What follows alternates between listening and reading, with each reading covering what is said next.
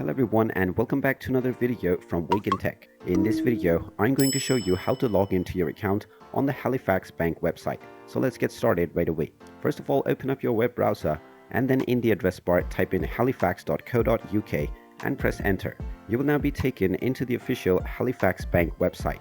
Now from the homepage, click on the sign in button at the top right corner and you will end up within the login portal.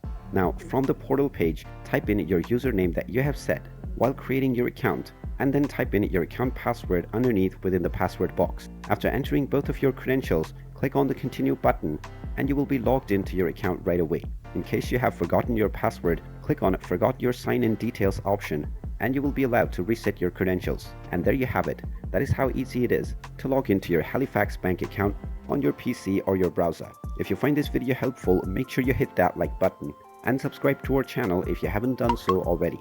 Also ring that notification bell to never miss another update from us. Thank you for watching and I will see you again in the next video.